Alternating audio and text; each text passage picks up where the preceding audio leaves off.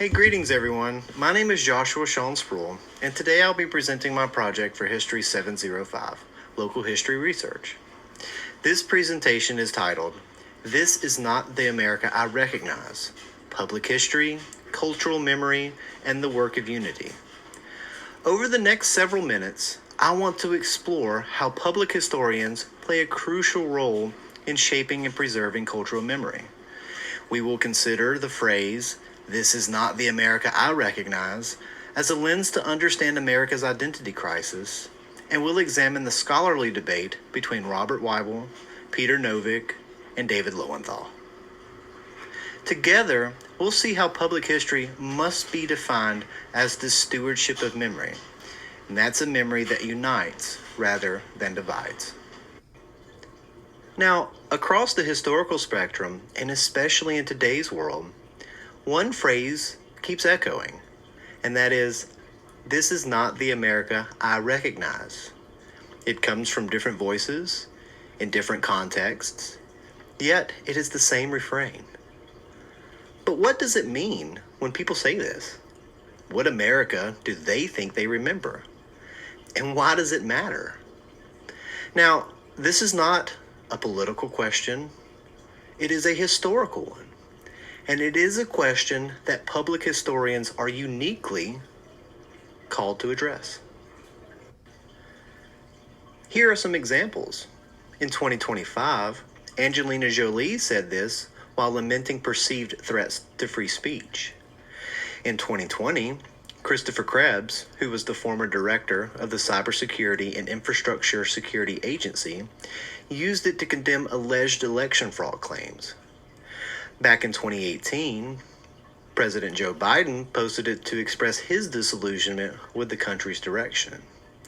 And in 2021, amid the chaos at the Capitol, a distraught, unknown woman is heard to have said, "This is not America," apparently shocked by what she was witnessing. In 2008, Robert Weibel, who was then chief curator of the New York State Museum, raised a critical debate in Perspectives on History. He asked, defining public history, is it possible? Is it necessary? So why does this matter? Well, because without definition, the field risks being overlooked. If public history means everything, it risks meaning nothing. So, is it just museum work? Is it preservation? Is it community outreach?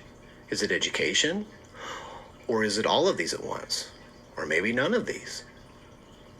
See, Weibel's question highlights a problem. If public history cannot be defined, then it cannot be defended. When a lawmaker asks why a museum needs funding, or why a historic site matters, the historian must have a clear and concise answer.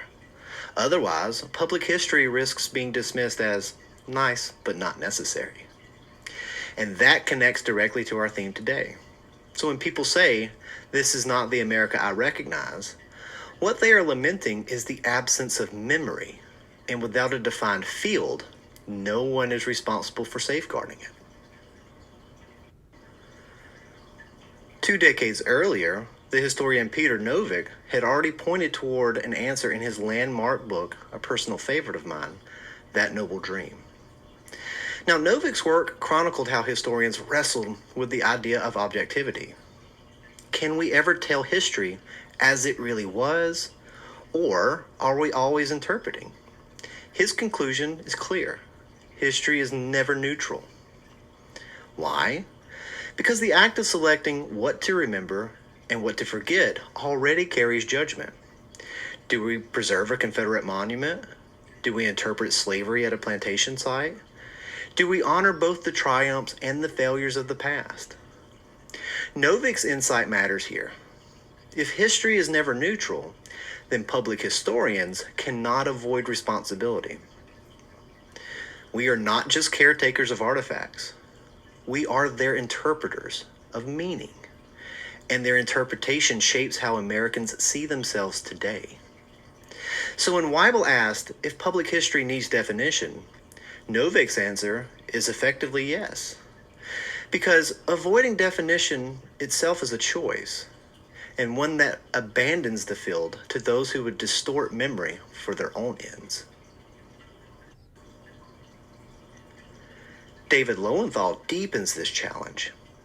In The Past is a Foreign Country, Revisited, he reminds us that the past is not the present.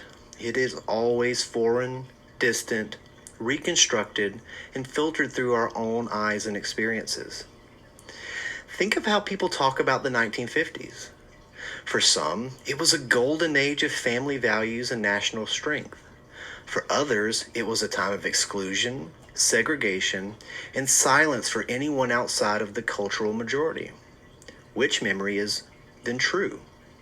Both are, but both are selective. Lowenthal's point is that the past we recognize is not the past as it really was. It is the past as we remember it, or as we want to remember it. And this is dangerous because nostalgia often blinds us to the hard truths of history. So when people say, "This is not the America I recognize," Lowenthal warns us that they may be longing for a memory that never truly existed in the way that they imagine it today. That is why public historians matter. We must confront nostalgia with truth to preserve memory without turning it into myth. This brings us to our crisis of identity today. Americans invoke identity constantly, but often without clarity. Hyphenated identities, such as African American, Asian American, Hispanic American, and we can go on, highlight heritage, but too often they overshadow citizenship. The shared title of American is being eroded. See, after the Civil War, Reconstruction promised a new unity. Citizenship was supposed to be equal for all, no longer divided by race or origin. Yet, that promise was undermined by Jim Crow laws, segregation, and a century of inequality. Then, in 1964, the Civil Rights Act reaffirmed the promise. So for the first time since the war, the law stood clearly on the side of equal citizenship. And yet, half a century later, we still voluntarily fracture ourselves with prefixes. Public historians must wrestle with this. How do we preserve the memory of heritage without allowing it to become the only identity? How do we show that the hyphen enriches but does not replace the name American? Because when heritage replaces citizenship as the primary identity, unity fractures. And when unity fractures, America becomes unrecognizable, even to itself. Here is where the metaphor matters. Too often, America is described as a melting pot, but a melting pot suggests sameness, everything dissolved into one indistinguishable mixture. That is not America. America is an amalgamation, a whole formed by distinctive threads, a tapestry, a quilt, a mosaic. Each piece retains its uniqueness, its beauty, but together they form something more stronger and even more beautiful. Public historians must tell this story. They must show how diverse communities, immigrants, freedmen, religious minorities, political dissenters, contributed their distinctiveness to the whole. Now, this is what makes America recognizable. Not sameness, not division, but distinctiveness and unity. So, then, what is the public historian's duty? It is stewardship of memory. And stewardship means responsibility. Public historians must resist the temptation to fragment history into tribal stories. They must resist the pressure to tell only selective parts of the past that serve one community's pride or another's grievance. Instead, they must preserve memory in a way that fosters unity. Now think about it. A battlefield without interpretation is just a field. A church without context is just a building. A box of letters in an attic is just paper. But In the hands of a public historian, these become anchors of identity. They remind us who we are, how we got here, and why it matters. And this is why Weibel's question, Novick's answer, and Lowenthal's warning all converge. Public historians must define their work as the stewardship of memory, memory that unites rather than divides. So here is the scholarly dialogue that frames this presentation. Robert Weibel asked the question, is it possible? Is it necessary? Peter Novick gave the answer. History is never neutral, so yes, it is necessary. And David Lowenthal gives us the warning.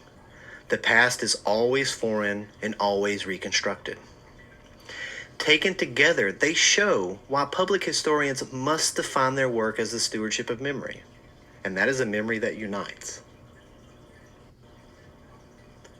So what do we say when someone insists, this is not the America I recognize? We must say, uniformly, the past you recognize is itself a memory, sometimes selective, and sometimes, unfortunately, mythologized. But it is our task as the public historian to preserve the fragments honestly, to weave them together in ways that enrich heritage without dividing identity. So again, Weibel asked the question, Novick gave the answer, and Lowenthal gave the warning. To me, the task of the public historian becomes clear: to interpret memory so that America remains recognizable, not in nostalgia, not in myth, but in truth. Because without shared memory, America becomes truly foreign to itself. But with it, we remain one people under one name, enriched by heritage yet united in identity, simply, profoundly American. That is the charge of public history, to preserve the memory that allows us to remain one nation, under God, indivisible. And finally, here are the works that support this presentation. Robert Weibel's 2008 article in Perspectives on History, my personal favorite, Peter Novick's That Noble Dream from 1988, and David Lowenthal's The Past is a Foreign Country, Revisited. We also have public examples from Angelina Jolie, Christopher Krebs, President Joe Biden, and others. Thank you so much for taking the time, and I hope that I've been able to challenge you in a way that will allow you to grow. And if you ever have any questions, concerns, or comments, please feel free to reach out. I would love to have the conversation with you. Thank you so much again, and may God bless.